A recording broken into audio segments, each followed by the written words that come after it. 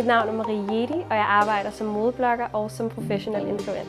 Jeg synes, det er sindssygt svært, når jeg bliver spurgt om, hvad der er min stil, fordi min stil kan være, ligesom hvad jeg har på i dag, et par jeans og en t-shirt, men kan også være ligesom et par røde pythonbukser, som i virkeligheden er totalt over the top, men som jeg også synes kan et eller andet særligt. Så min stil vil nok være, hvad jeg vil kalde legesyg og i konstant udvikling.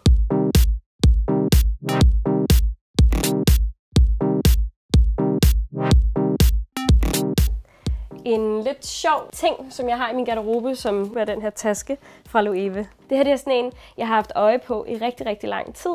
Og jeg var sådan lidt, skal jeg købe den? Fordi den er jo obviously ret mærkelig. Men så endte jeg med at gøre det, og jeg er bare mega, mega glad for den. Og jeg synes, den kan spice alt op. Og så kan folk sige, den er grim lige så meget, de vil, for jeg elsker den.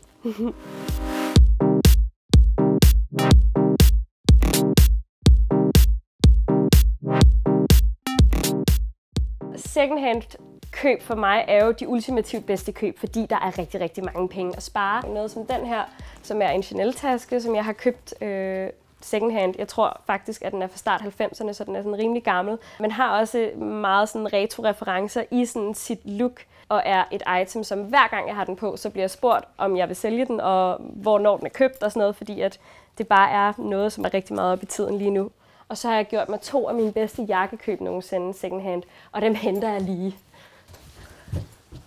Og nu ved jeg godt, at jeg har nævnt Chanel en del gange, og det kommer til at lyde som en rigtig dårlig reklame for Chanel, men det er bare lige præcis der er rigtig mange penge at spare, når du køber ting secondhand. Og de her 2 jakker er jo 2 eksempler på nogle ret vilde og specielle secondhand køb, men som jeg bare er så mega overdrevet glad for.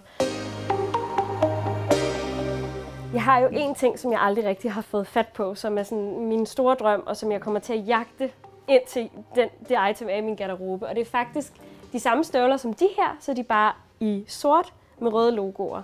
Og det er nogle støvler, som jeg har været forelsket i flere år, og de er bare ikke til at finde. Så hvis du har dem her i sort med røde logoer derhjemme i en 37, så kontakt mig.